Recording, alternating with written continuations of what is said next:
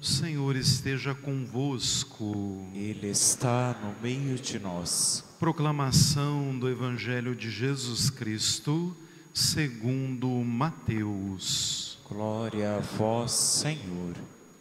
Naquele tempo, o Espírito conduziu Jesus ao deserto para ser tentado pelo diabo. Jesus jejuou 40 dias e 40 noites, e depois disso teve fome. Então, o tentador aproximou-se e disse a Jesus: Se és filho de Deus, manda que essas pedras se transformem em pães. Mas Jesus respondeu: Está escrito, não só de pão vive o homem, mas de toda a palavra que sai da boca de Deus.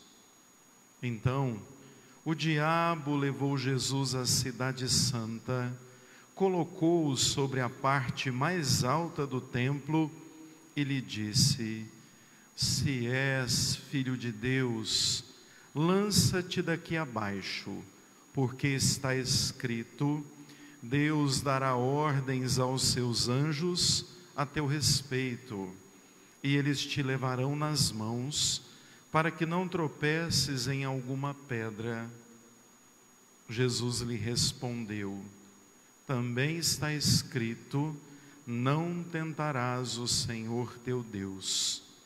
Novamente, o diabo levou Jesus para um monte muito alto, mostrou-lhe todos os reinos do mundo e sua glória. E lhe disse: Eu te darei tudo isso, se te ajoelhares diante de mim para me adorar. Jesus lhe disse: Vai-te embora, Satanás, porque está escrito: Adorarás ao Senhor teu Deus, e somente a Ele prestarás culto. Então o diabo o deixou, e os anjos se aproximaram e serviram a Jesus. Palavra da salvação. Glória a vós, Senhor. Louvor e glória a ti, Senhor, Cristo, palavra de Deus, Cristo, palavra de Deus.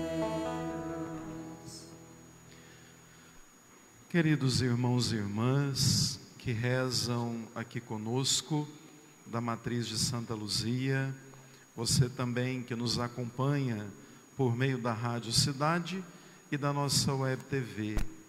Estamos celebrando, na liturgia de hoje, o primeiro domingo do tempo da Quaresma.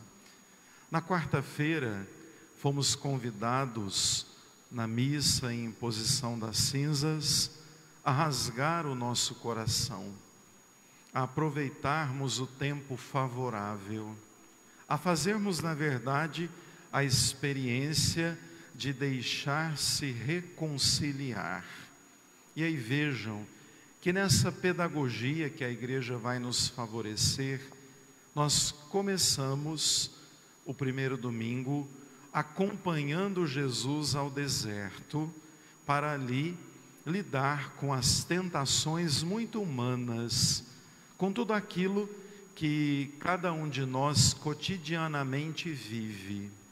É muito oportuno a gente perceber que, para entender o Evangelho, nós temos que ter entendido muito bem a primeira leitura, porque na verdade nós ouvimos a narrativa da segunda criação e exatamente o ponto da queda do homem e da mulher.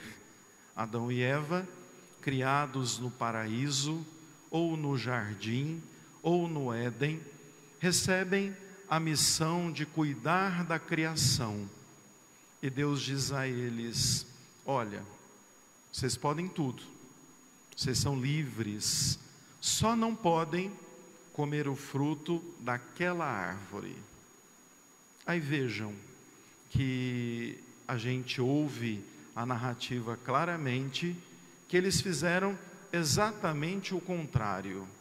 Seduzidos pelo diabo, ali simbolizado por uma serpente, eles fizeram a experiência de se permitirem ser seduzidos, porque a serpente disse assim: vocês não podem comer, porque o dia que vocês comerem, vocês serão como Deus, ou maior do que Ele. Vejam, a leitura nos diz que o fruto, que na verdade não é uma maçã, né? O fruto era atraente aos olhos. A mulher então mordeu, deu ao marido, os olhos deles se abriram e eles foram expulsos do paraíso, porque desobedeceram a partir de pecados muito humanos. Comeu do fruto, o olho ficou grande, né, para aquilo tudo, e na verdade queriam enfrentar a Deus para conhecerem o bem e o mal. Quando a gente olha a queda do homem e da mulher, nós vemos na figura de Adão e Eva a desobediência. E aí nós somos lançados no Evangelho, e Jesus ali, ele sofre exatamente as mesmas tentações, só que agora ele precisa mostrar quem é o Messias, ele precisa mostrar quem é o Salvador e como ele vai lidar com aquelas várias tentações. Primeiro, vale a pena a gente recordar que o número 40, daí vem Quaresma, é um simbolismo de um tempo de purificação, de renovação e de êxodo. Vejam que o 40 é o mesmo 40 lá narrado em Noé, quando choveu 40 dias e 40 noites para purificar a humanidade. É o mesmo 40 que o povo de Deus caminha, só que agora há 40 anos, saindo da escravidão e se direcionando à terra prometida, e ali sendo purificado, conhecendo a Deus verdadeiro, passam pelas águas do Mar Vermelho e se dirigem até a terra prometida. Então vejam que o 40 é exatamente um simbolismo de mudança, de transição, de êxodo, de caminho, de novidade. E a mesma coisa acontece com Jesus. Após o seu batismo, ele sai das águas e é levado pelo Espírito ao deserto, para ali, por 40 dias e 40 noites, refazer o nosso caminho exodal. A gente entende que a experiência de Jesus Cristo é a experiência do novo povo de Deus, que agora atravessa um tempo de renovação, de purificação. Então a gente não pode reduzir a Quaresma a ficar sem comer chocolate e a ficar sem beber cerveja, porque isso é muito pouco. Na verdade, não é isso. A Quaresma é um tempo em que a gente volta para dentro de nós e vai olhar aquilo que precisa ser modificado, aquilo que precisa ser transformado e aquilo que dá para crescer na caminhada de fé. E aí, lançados no Evangelho, nós vemos Jesus lidando com tentações humanas. A gente não pode se esquecer de que ele também foi humano e de que ele sentia fome, de que ele tinha, na verdade, tudo aquilo que a gente sente, só não pecou devido à sua obediência ao Pai. Vejam que tudo aquilo que Adão e Eva fez de desobediência, Jesus fez a partir da obediência a Deus. E a gente começa então com a figura do diabo. O diabo, na primeira leitura, é simbolizado pela serpente. Agora, no nosso imaginário, a gente tem a impressão de que é uma coisa vermelha, com chifre e rabo, e um garfo, né? Isso é parte do nosso imaginário. Mas vejam, esse diabo se aproxima de Jesus e diz assim a ele: você está fazendo jejum, né? Você está com fome. Então agora, é hora de você comer. Vejam, a serpente disse a mesma coisa para Eva: o fruto é gostoso, come. E aí o diabo vai dizer: transforme a pedra em pão, mostre que você é Deus, mata a tua fome. E Jesus é muito pontual em dizer: não vivemos só de pão, mas da palavra que sai da boca de Deus. Está escrito, Jesus diz. É oportuno a gente perceber que nas 3 tentações, Jesus responde assim: está escrito. O livro de referência que Jesus se baseia para não cair nas tentações do mal é a Sagrada Escritura. Então vejam, aqui vale a pena a gente perceber que o que deve nos levar à perfeita comunhão com Deus é a palavra de Deus, é a Bíblia. Não é horóscopo, não é livro de autoajuda, não é a tia que joga búzios, não é a comadinha que faz benzição, não é. O nosso livro de referência é a palavra de Deus. Por isso que Jesus diz: está escrito, não só de pão vive o homem, mas da palavra que sai da boca de Deus. E é essa palavra que deve sustentar o nosso caminho de conversão. E Jesus não faz aquilo que o diabo quer. O diabo, inclusive, tenta ele em uma condição nossa, que é a fome, o prazer. E aí a gente olha, na verdade, o quanto nós, por muitas vezes, cedemos à gula, aos excessos, à bebedeira, a tantas coisas que são parte do princípio de prazer, porque temos uma dificuldade enorme de lidar com a frustração, com o problema, com o sofrimento e com a dificuldade. Vejam, tudo muito humano, porque nós somos assim, cheio de mazela, de pecado e de erro.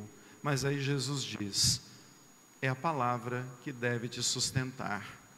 Aí no segundo momento, o diabo então leva Jesus ao alto do monte e diz assim a ele: você está vendo, todos esses reinos um dia foram teus, agora são meus, eu que controlo tudo isso. Eu preciso que você se ajoelhe a mim, eu te dou tudo de volta.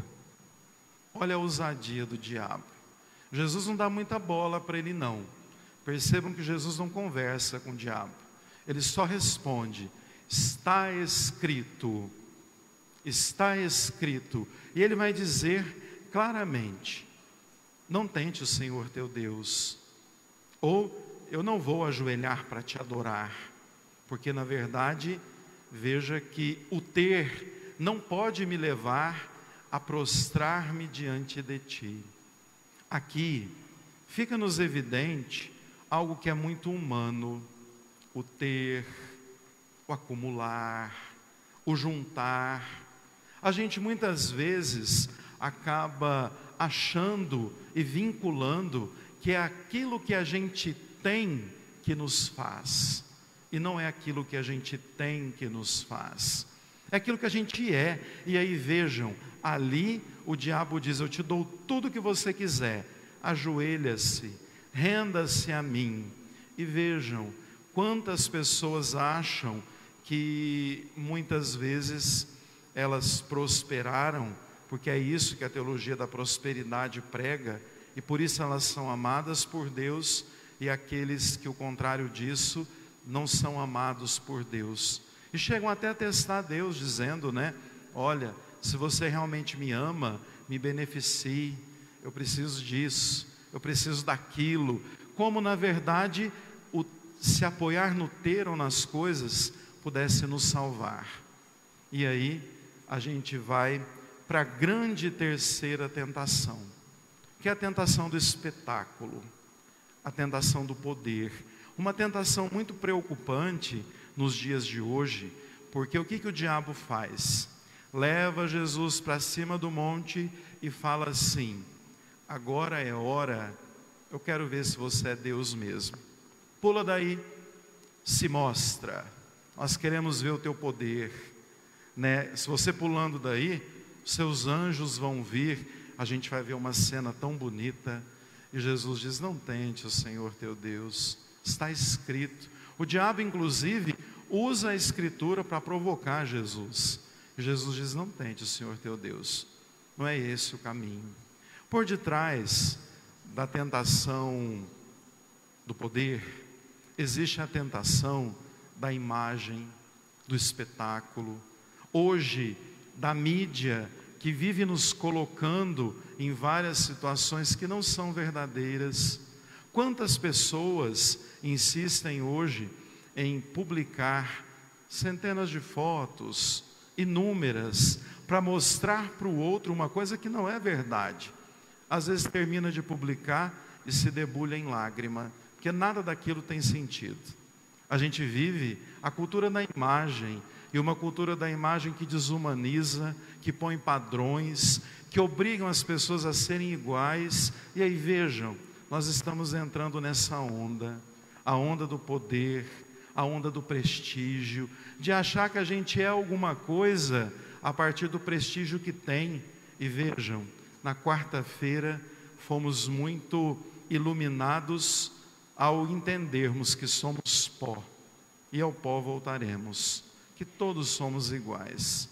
Na verdade, o pecado nos une, e aí, ao fim, todos nos tornaremos pó. Vejam que, ao olharmos as tentações de Jesus, o relato é uma releitura das tentações de Adão e Eva, e uma força expressiva das nossas tentações. E aí, como que a gente lida com isso? O que é que nos orienta? O que é que, na verdade, vai dando sentido à nossa vida? É a palavra de Deus? É a orientação do Senhor? É o caminho que Ele propõe a cada um de nós para fazermos esses caminhos de travessia, de êxodo? Porque senão a gente pode perder muito tempo da vida procurando o poder, o prestígio, o ter, e se esquecendo do que é fundamental, que é ser, que é estender a mão, que é viver a partir da palavra e crescer na fé, na esperança e na caridade. Quantas e quantas pessoas passam a vida toda tentando, na verdade, chegar a topos e topos para provar alguma coisa a alguém. Gente, nós não precisamos provar nada para ninguém. A gente precisa provar só para a gente mesmo que nós somos capazes de Deus, que nós podemos respondê-lo, que nós podemos crescer. Deus vê muito mais do que a aparência, porque Ele enxerga o nosso coração. Então não passem a vida lutando para provar alguma coisa a qualquer pessoa. Prove a você mesmo que você é capaz de dar passos, de deixar para trás aquilo que você sabe que não te faz bem, de criar um novo ritmo de vida a partir do Evangelho. O que eu desejo é uma fecunda quaresma, e uma fecunda quaresma é, sobretudo, um momento de coragem, de ousadia, de olhar para nós e caminhar para a frente, buscando a face de Deus para bem celebrarmos na Páscoa. É esse o desejo dele. Deus espera de nós a coragem e a ousadia de vencermos as nossas tentações. Que Deus nos abençoe e que juntos rezemos uns pelos outros para crescermos na fé. Louvado seja o nosso Senhor Jesus Cristo. Para sempre seja louvado.